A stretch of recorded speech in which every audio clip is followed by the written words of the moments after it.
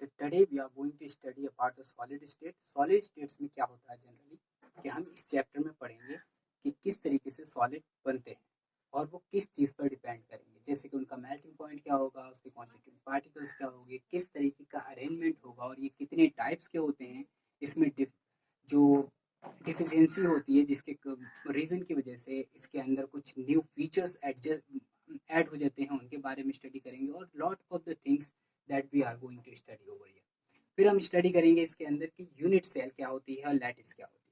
Generally क्या होता है जब हम सॉलिड स्टेट की बात करते हैं तो इसकी स्टार्टिंग से अगर हम समझें तो हमको ध्यान रखना होगा कि जो सॉलिड स्टेट है इसके केस में हम देखेंगे कि इनका वॉल्यूम जो होता है वो डेफिनेट होता है।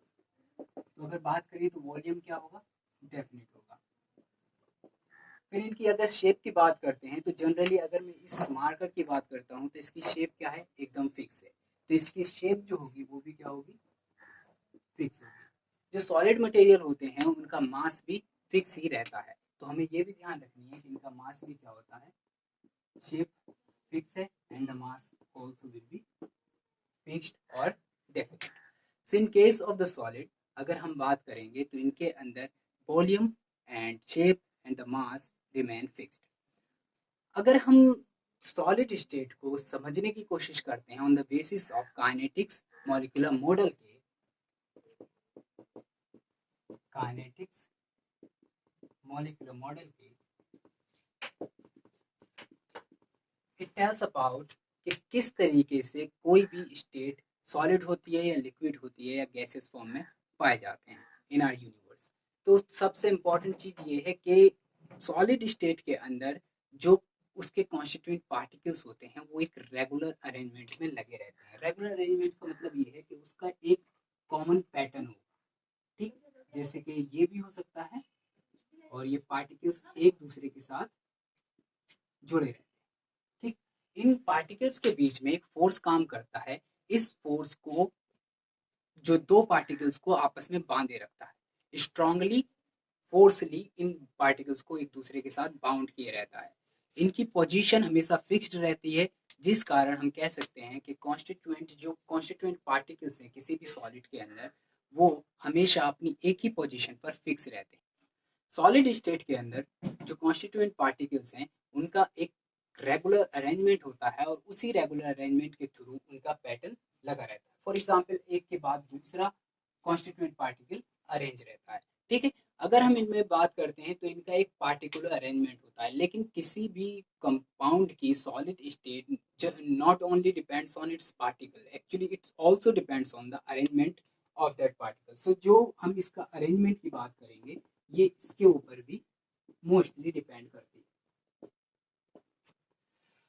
In case of arrangement you have to understand जो पार्टिकल्स होते हैं वो डिपेंड करेंगे कि उनका अरेंजमेंट किस तरह।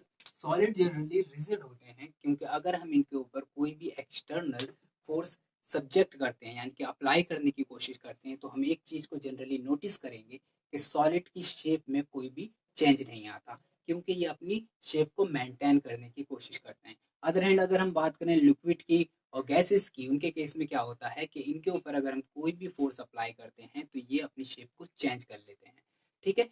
एक बेसिक चीज ये है, इसी वजह से हम लिक्विड और जो लिक्विड और गैसेस होती हैं उनको हम फ्लूइड बोलते हैं। इनकी एक एबिलिटी होती है कि ये फ्लो करते हैं क्योंकि गैसेस और लिक्विड के जो मॉलिक्यूल्स और इसके कॉन्स्टिट्यूएंट पार्टिकल्स होते हैं ये फ्री टू मूव हैं, बिकॉज इनकी जो एनर्जी है इनको मूव करने के लिए सफिशियंट होती है। अब बात करते हैं हम सॉलिड स्टेट के केस में, तो इनके जो मॉलिक्यूल्स होते हैं वो अपनी एक ही पोजीशन के ऊपर क्या रहते हैं, फिक्स रहते हैं।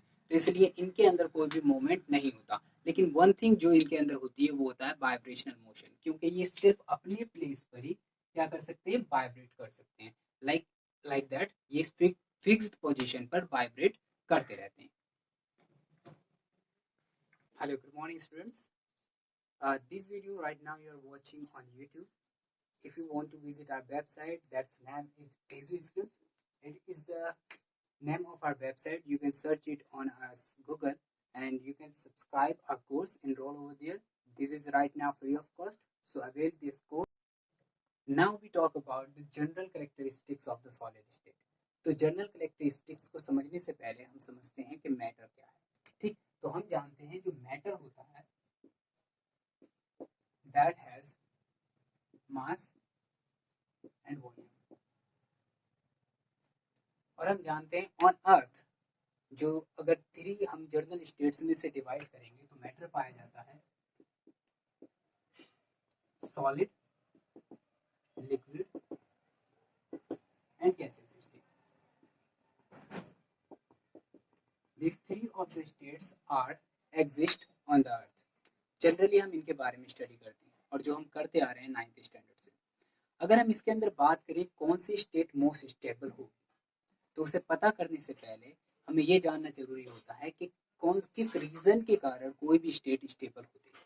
ठीक, तो मोस्ट स्टेबल स्टेट जो है डिपेंड्स करती है 2 अपोजिंग फोर्सेस पर, और दोस फोर्सेस आर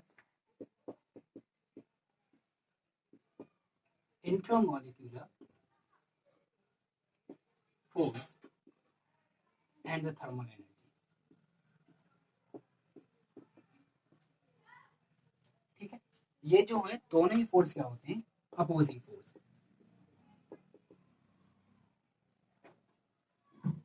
ये एक दूसरे के अपोजिट होते हैं। तो अगर हम आगे से बात करने वाले हैं तो मैं इससे बोलूंगा IMF and that will be T, thermal energy. तो in case of the intermolecular force define करता है कि किन्हीं 2 पार्टिकल्स के बीच में, कोई 2 पार्टिकल्स हैं उनके बीच में कितना फोर्स काम करता है। ठीक है, तो जैसे हमारे पास जनरली 2 पार्टिकल्स हैं, एक पार्टिकल्स है दिस वन और एक पार्टिकल है ये। ठीक, इनके बीच का स्पेस बहुत ज्यादा। ठीक, तो ये कहलाता है बीच का स्पेस इंटरमोलिकुलर स्पेस। ओके, अगर हम इस स्पेस को क्या कर देते हैं, कम कर देते हैं। ठीक, तो इनके बीच का इंटरमोलिकुलर स्पेस क्या हो गया, रिड्यूस हो गया, कम हो गया। इस सेक्शन में हमने क्या देखा कि इसके अंदर क्या होता है, इंटरमोलिकुलर फोर्स क्या हो जाता है, बहुत ज्यादा हो जाता है। बट अगर मॉलिक्यूल एक दूसरे से दूर है और ये एक दूसरे से इजिली दूर जा सकते हैं, मूव कर सकते हैं, इसका मतलब उसकी थर्मल एनर्जी ज्यादा होगी। तो इन केस ऑफ सॉलिड अगर हम बात करें तो यहाँ पर जो इंट्रामोलिकुलर फोर्स होता है वो सबसे ज्यादा होता है, it is more than thermal energy.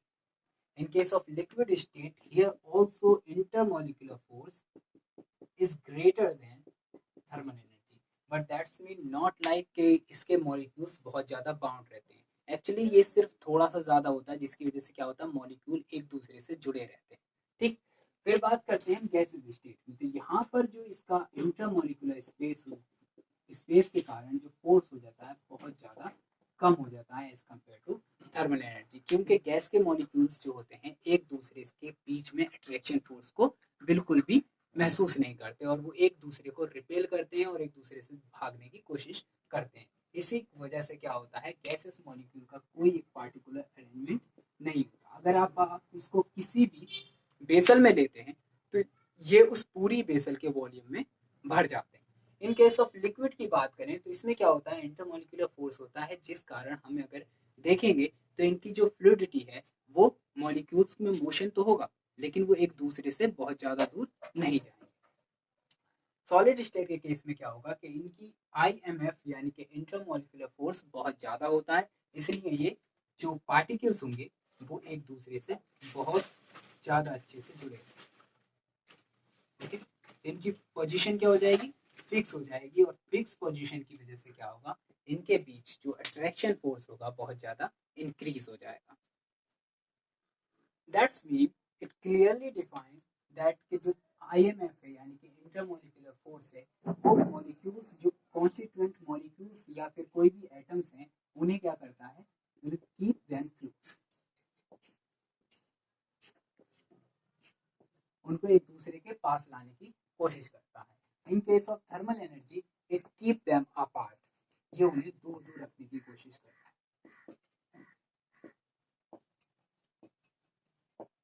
ये उनको एक दूसरे से बहुत ज्यादा दूर रखने की कोशिश करेगा। अब जितनी ज्यादा थर्मल एनर्जी होगा वो इतनी ही ज्यादा क्या होगा, मॉलिक्यूल्स या कोई भी कॉन्स्टिट्यूएंट पार्टिकल्स हैं वो एक दूसरे से दूर भागेंगे और उनके अंदर क्या होगा, ज्यादा से ज्यादा रेंडमनेस और मोशन जनरेट होगा।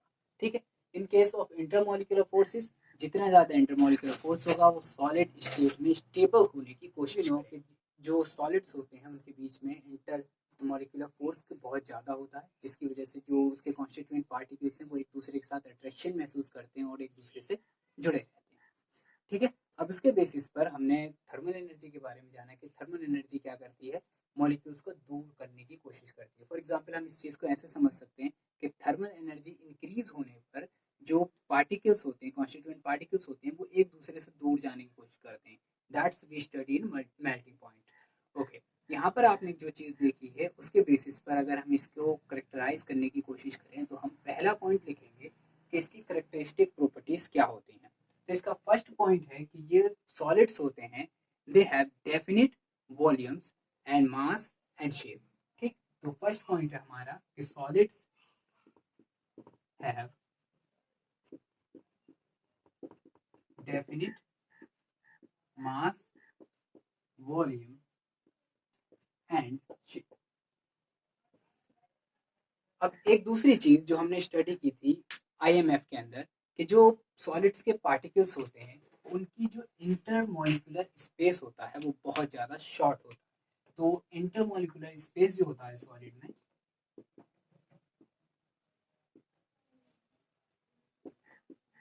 स्पेस इज वेरी शॉर्ट, और ड्यू टू दैट क्या होगा, जो इनके बीच का इंटरमोलिकुलर फोर्स हो जाएगा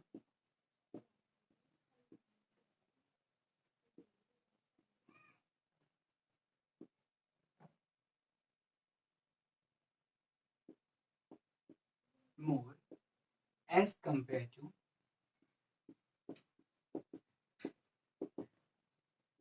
liquid and gaseous state.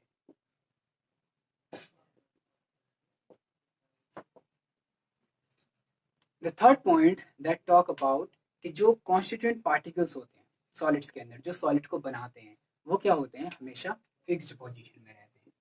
तो कॉन्स्टिट्यूएंट पार्टिकल्स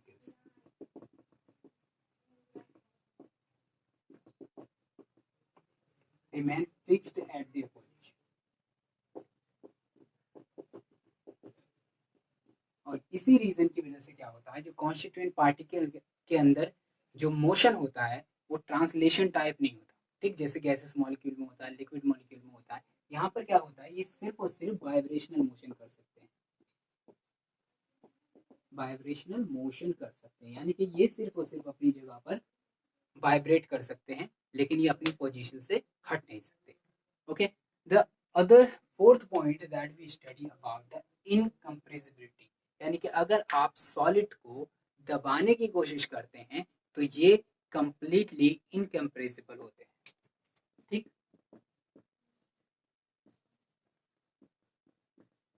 कंप्रेसिबल होते हैं। और फिफ्थ पॉइंट कि दीज आर रिजिड। रिजिड यानी कि अगर आप इनके ऊपर कोई भी एक्सटर्नल फोर्स लगाने की कोशिश करेंगे तो ये इतने ज़्यादा हार्ड होंगे कि ये दबेंगे नहीं, यानी कि बहुत ज़्यादा हार्ड होते हैं। और इनकम्प्रेसिबल में हमने देखा कि ये क्या होते हैं, इन्हें दबाने यानी कि प्रेशर लगाने पर ये दबते नहीं। सिक्स पॉइंट में हमको स्टडी करना है अबाउट द डेंसिटी। तो जैसा कि हम जानते हैं कि जितने ज़्यादा किसी भी सब्सटेंस के अंदर जितने ज़्यादा पार्टिकल्स उसके पास पास होंगे वो इतना ही ज़्यादा क्या होगा, डेंसर होगा। ठीक है, तो हमेशा क्या होता है सॉलिड के केस में डेंसिटी हाईएस्ट होती है as compare to liquid and gases state. Okay, तो अगर हम इसकी कंपेरिजन करते हैं लिक्विड और गैसेस स्टेट से तो इसकी जो डेंसिटी होगी वो क्या होगी, हाईएस्ट होगी। ठीक है, अब सॉलिड्स का जो डिफ्यूजन की प्रोसेस है that is very slow, the other one is diffusion. तो वो क्या होता है सॉलिड के अंदर वेरी वेरी स्लो होता है, ये प्रोसेस बहुत ही ज़्यादा स्लोली टेक प्लेस करती है, यानी कि इस प्रोसेस में बहुत ज़्यादा टाइम लगता है। फॉर एग्जाम्पल आपने देखा होगा जनरली अगर हम क्लास के अंदर चौक से लिखकर छोड़ देते हैं बोर्ड पे तो वो दोनों ही मटेरियल सॉलिड है, यानी कि चौक जो होता है वो भी सॉलिड मटेरियल है और जो हमारा बोर्ड होता है ब्लैक बोर्ड जनरली और ग्रीन बोर्ड तो वो भी क्या होता है, सॉलिड मटेरियल होता है। तो कुछ वक्त के बाद यानी कि 1-2 दिन के बाद अगर हम उसे रब करने की कोशिश करें तो it is become very hard, so that is also called a diffusion, क्योंकि जो पार्टिकल्स होते हैं सॉलिड के वो डिफ्यूज हो जाते हैं किसके साथ, बोट के पार्टिकल्स के साथ। तो ये एक सॉलिड के डिफ्यूजन की प्रोसेस है, but it is very slow. ठीक है, तो इसे समझने की कोशिश करना। The seventh point that we study about the melting point.